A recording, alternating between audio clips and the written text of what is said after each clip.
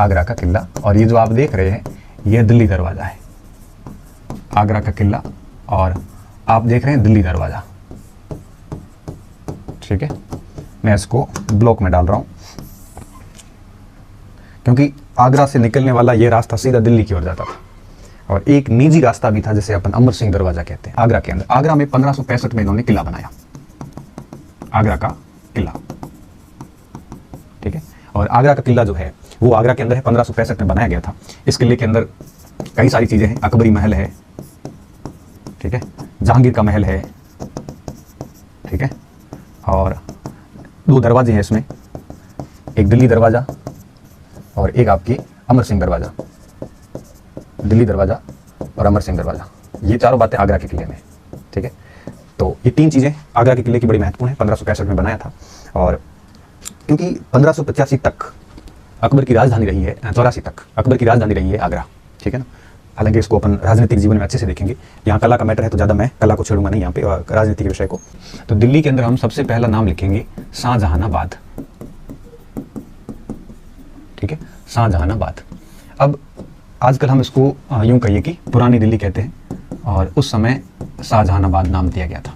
ठीक है, इसकी अगर अपन कि यह शाहजहानाबाद है, और कुछ इस प्रकार का था ये। ठीक है, 1638 to 48। ठीक है, यमुना नदी के किनारे।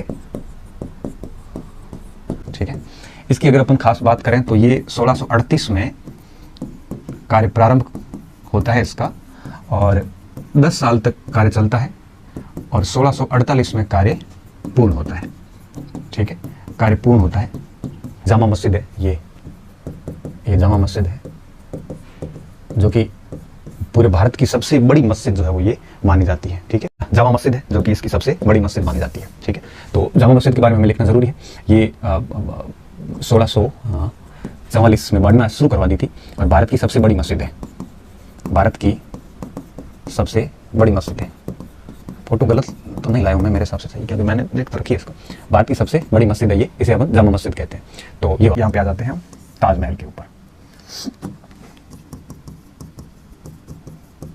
बड़ा सा गुंबद ऊपर बना हुआ है, मीनारे भी हैं। तो देखिए, ताजमहल की अगर अपन बात करें तो आप सभी को अच्छे से पता है कि इसको प्रेम की निशानी माना जाता है। अंजुमन बानो बेगम, जिसे हम मुमताज महल कहते हैं, अंजुमन बानो बेगम की मृत्यु हुई थी बुरहानपुर के अंदर, दक्षिण भारत में। और उस समय उसके कहा जाता है कि 14वां बच्चा हो रहा था, और प्रसव पीड़ा में उसकी मृत्यु हुई थी।